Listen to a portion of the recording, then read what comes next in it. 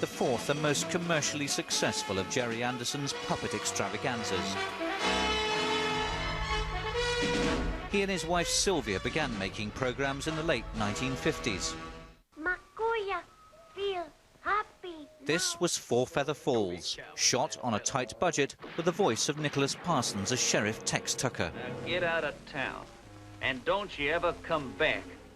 TV mogul Lou Grade rescued the struggling company, and the result was Supercar. Supercar! Together with a new term in filmmaking, supermarionation. I did this a certain amount of tongue-in-cheek, and as the years rolled by, people in the business would say, are you going to make this one in supermarionation? And I used to think, if you only knew, you know, but everybody took it very seriously. This was another form of filmmaking.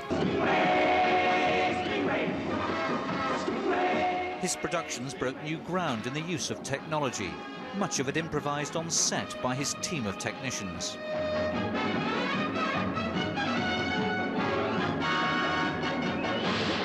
Anderson's next project, Stingray, was the first British children's series to be filmed in colour. Anything can happen in the next half hour. The initial pilot for Thunderbird so excited Lou Grade he commissioned 32 one-hour programmes. A very loud voice, he said, "Gerry, this is not a television series." Of course, my little world collapsed. I thought, this is the end, you know. And then he walked all the way up to me and he whacked his finger right in front of my face and said, "This is a feature film." This is Colonel White to all members of Spectrum Cloud Base. Captain Scarlet brought more realistic puppets and a host of colourful characters. We must not allow this to create suspicion among ourselves.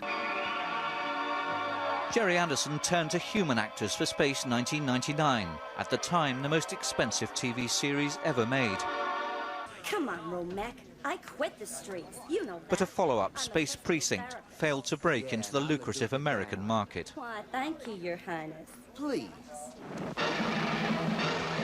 As a young filmmaker, he said he never wanted to work with puppets.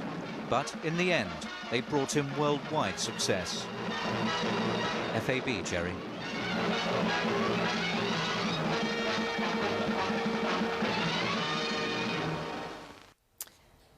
Looking back at the life of Gerry Anderson, whose death has been announced in the last few moments. Well, we're joined now by Nick Williams, who's chairman of the official Gerry Anderson Appreciation Society. Am I right in thinking it's called Fanderson? Nick, very nice of you to join us. And what a delightful legacy Gerry Anderson leaves behind. Yeah, absolutely. And although it's a sad day, just watching those clips brings a smile to my face, as well as a tear to my eye for all the wonderful things Gerry's left us with. You've spoken to his son today, we understand. Yes, Jamie called me earlier on today, shortly after Gerry passed away. And it does seem that he was a revolutionary of sorts in the kind of technology that he pushed forward, inventing, as we heard in that piece just now, things even whilst on the set itself. Absolutely. Gerry, as has been well reported elsewhere, never really wanted to get into puppet films. He wanted to be a serious filmmaker. But once he'd got into it and found a niche, he was determined that he would make the best puppet films he could possibly make, and employed a crew of very talented people who, as you say, innovated all the way along through all the programs. Every one was an improvement on the previous one.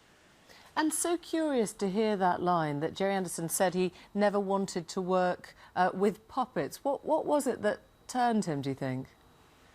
I think it was just the fact that and I he had success with it. Most of us, once you've had a success, you think, well, this is quite good, or we'll carry on with it. So although he wasn't particularly keen on it to begin with, it definitely worked for him. And as I say, had some great success with the programmes that followed. And he lived to the age of 83. Did you ever discuss with him or the family what he made of the sort of modern-day animation? I mean, did he feel like a precursor to the sort of stuff that's coming out now? In some ways he did. I mean, he certainly kept abreast of developments in the industry. Some of them he liked very much.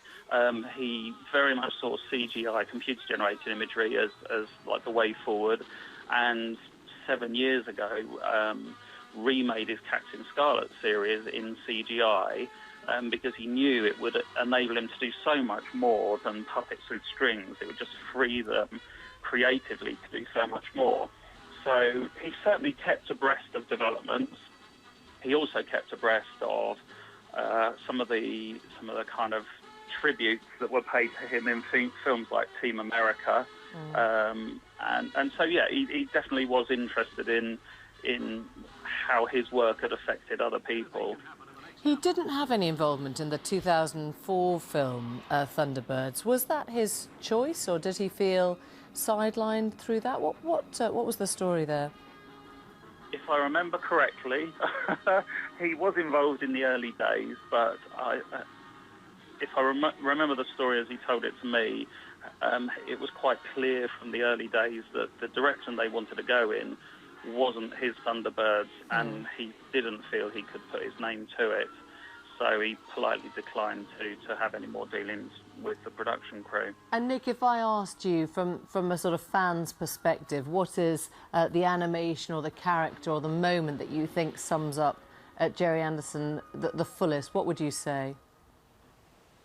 I think you have to. It's not just the moment. It's the final sequence of the pilot to Thunderbirds trapped in the sky with the airliner coming down onto these three moving cars because its own undercarriage it couldn't put down, and it's just got absolutely everything.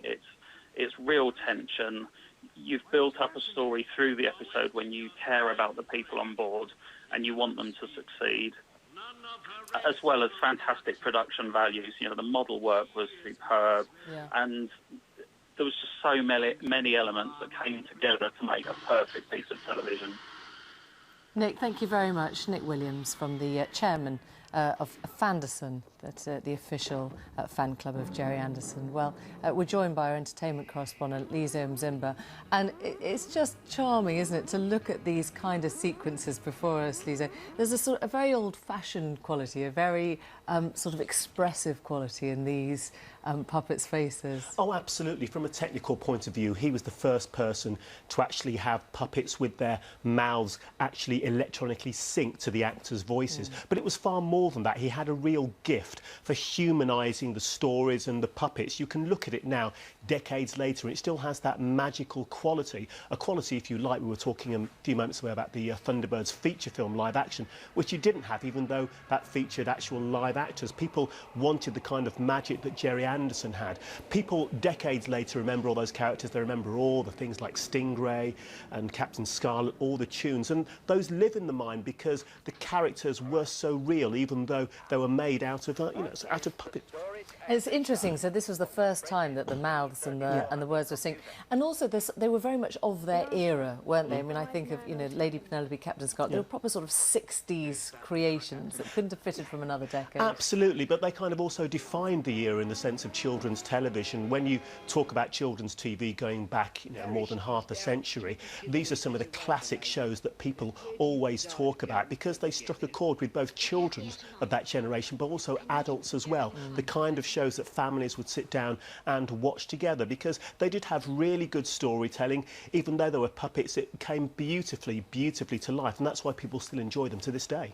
And what do you think in terms of the legacy he's left? How sort of central was he to the kind of animation that we're seeing now?